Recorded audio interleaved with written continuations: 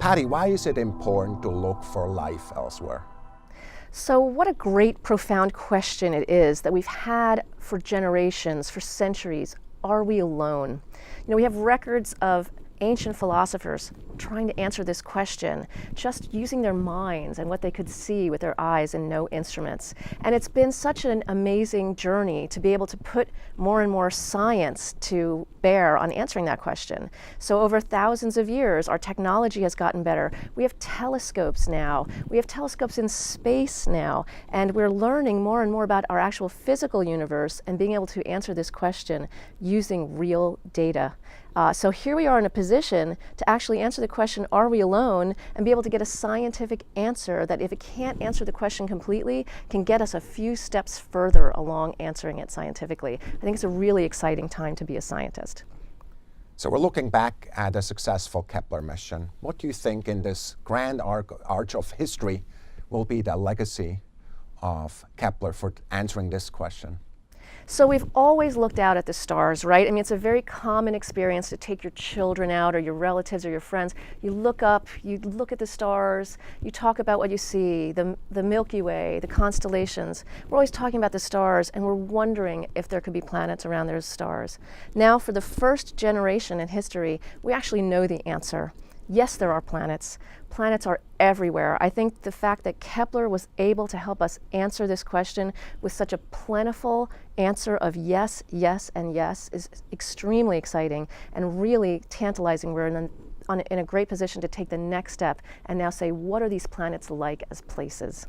So we're also observing planets in our solar system, of course. What are the most important things we've learned in the last decade or so within the solar system about finding life elsewhere? Right, and it's so important because at the same time we're able to take this new technology and learn about stars other than the sun, we're also able to learn about the planets in our own solar system at the next level. And there's such a beautiful interplay between what we learn about our own solar system and how it could have evolved from the very beginning to be what we see now, and then what we expect around other stars and exoplanetary systems. So now we're learning so much about water in our solar system.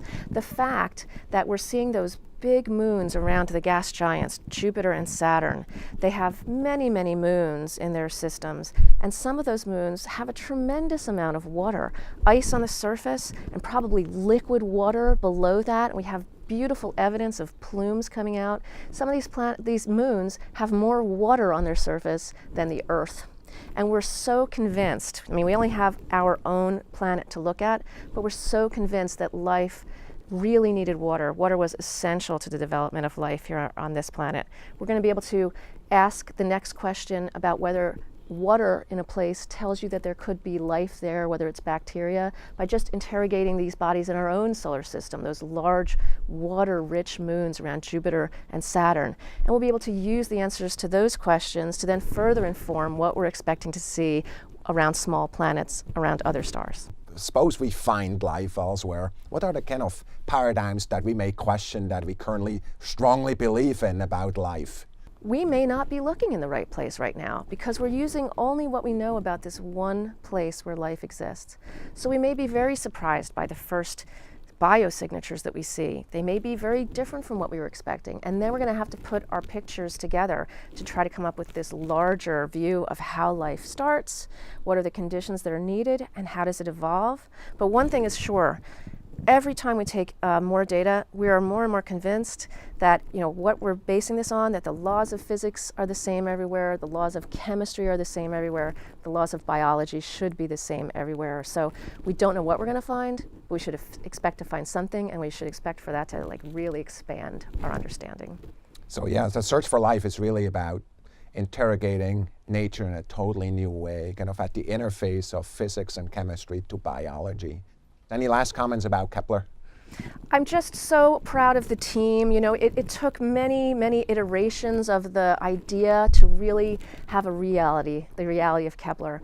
And it's just been so amazing that it was meant to answer the question of how common are planets, and the answer it gave us is that planets are incredibly common. They're everywhere. So it couldn't be a more exciting time to be an astrophysicist. I can't wait to see what the next step is.